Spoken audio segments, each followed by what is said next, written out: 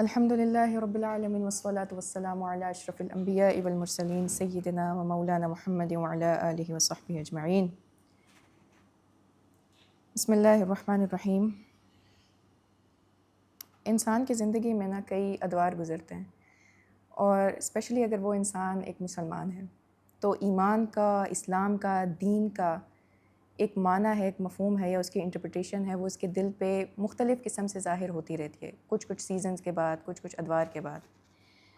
تو آیا ہمیں واقعی ری انٹرپریٹیشن آف اسلام کی ضرورت ہے یا نہیں ہے، یا آلریڈی جو انٹرپریٹیشنز ہیں ہمارے پاس اسلام کی، جو کولڈلی اگر دین کے ساتھ ہم ریلیٹ کریں، اس کے فنڈامنٹلز پہ اگر ہم اس کو پرکھیں، تو ہمارے پاس ایک بہت ہی جامع ڈیفینیشن ہے دین کی، بہت ہی کمپریہنسونیس کے ساتھ اس کا ایک کانسیپٹ رسول اللہ صلی اللہ علیہ وسلم نے ہم امت تک پہنچایا ہے. تو اگر اس کے سورس کو دیکھا جائے تو ایسی کیا چیز ہے، یا وہ کون سی ڈیفینیشن ہے جس ایک ڈیفینیشن میں یا ایک کوٹیشن کے اندر یا ایک فریم کے اندر ہمیں پورا اسلام کا فریم ورک پتہ لگ جائے، پورا دین کی جامعیت ہمیں معلوم ہو جائے. سب سے پہلے تو ہم قرآن حکیم کو دیکھیں کہ قرآن حکیم کی سورہ فاتحہ کو ام الکتاب کہا گیا ہے. تو ام الکتاب اس وجہ سے کہا گیا ہے کیونکہ اس کے اندر جو ہے قرآن حکیم کے جو سبجیکٹس ہیں، سبجیکٹ میٹر ہے، قرآن حکیم کے مضامین جو ہے، جو ایکسٹینسو مضامین ہیں، اس کے اندر بہت بریفلی ڈسکس کیے گئے ہیں، ان کو بیسک ٹچ دیا گیا ہے.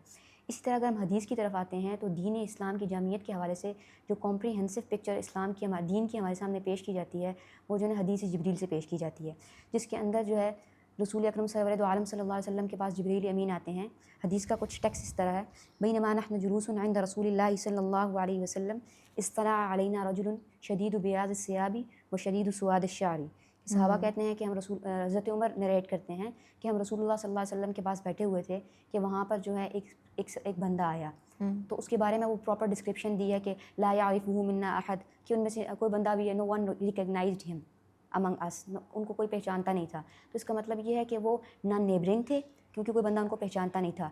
اور دوسری بات انہوں نے پہلے یہ کہی ہے کہ وہ ان کے جو مطلب ان کے اوپر کوئی ٹریول کا سائن نہیں تھا، کہ there was no sign of travel over ہم نا. وہ آئے ہیں تو ان کے جو ہے نا، انہوں نے وائٹ کلر کے کیا کہتے ہیں کپڑے پہنے ہوئے تھے، اور ان کے بال جو ہیں وہ جیٹ بلیک تھے، مطلب وہ نیٹ اینڈ کلین تھے. اس کا مطلب ہے کہ وہ ڈسٹنٹ لوکیشن سے بھی نہیں تھے اور کرنٹ لوکیشن میں سے بھی نہیں تھے. تو انہوں نے آ کر رسول اکرم سرور عالم صلی اللہ علیہ وسلم سے کچھ سوال کیے کہ یا رسول اللہ اخبرنی عن الاسلام، اخبرنی عن الایمان. پھر انہوں نے قیامت کے بارے میں پوچھا، اور اسی طرح احسان کے بارے میں بھی پوچھا. رائٹ. تو اگر ہم حدیث کے ٹیکسٹ کی طرف دیکھتے ہیں تو اس میں دوسری بات یہ آتی ہے کہ وہ آ کر بیٹھے اور رسول اللہ صلی اللہ علیہ وسلم کے سامنے بیٹھے. وقال یا محمد اخبرنی عن الاسلام. انہوں نے جو پہلا کوشچن کیا تو انہوں نے کہا یا رسول اللہ صلی اللہ علیہ وسلم آپ مجھے بتائیں کہ اسلام کیا چیز ہے. تو آپ صلی اللہ علیہ وسلم نے کہا ان تشہد ان لا الہ الا اللہ وان محمد الرسول اللہ وتقیم الصلاۃ وتؤتی الزکاۃ وتصوم رمضان وتحج البیت من استطاع الیہ سبیلا. تو وہاں پر رسول اللہ صلی اللہ علیہ وسلم نے ارکان اسلام کو بتایا. اب اسلام کیا چیز ہے؟ اسلام بیسیکلی جو ہے وہ آؤٹ ورڈ پریکٹسز ہیں، آپ کی ایکسٹرنل پریکٹسز ہیں، آپ کی ریچولز ہیں، آپ کے ایکشنز ہیں. تو رسول اکرم سرور عالم صلی اللہ علیہ وسلم نے بتایا کہ آپ نے سب سے پہلے شہادتین جو ہیں ان کو کیا کرنا ہے، یہ وہ آپ کی بیس ہے کہ جو ٹیسٹمنی آف فیتھ ہے نا. ہاں جی بالکل، تو وہ آپ کا پہلا پلر ہے آپ کے اسلام. سب سے پہلے آپ کے پاس شہادتین آ جاتی ہیں، اس کے بعد آپ کے پاس آ جاتی ہے نماز کو قائم کرنا ہے، تو تقیم الصلاۃ. پھر آپ کے پاس زکوٰۃ آ جاتی ہے، یو ہیو ٹو پے دا زکوٰۃ. اس کے بعد آپ کے پاس آ جاتے ہیں فاسٹنگ ان رمضان، اور دین آپ کے پاس آ جاتا ہے حج.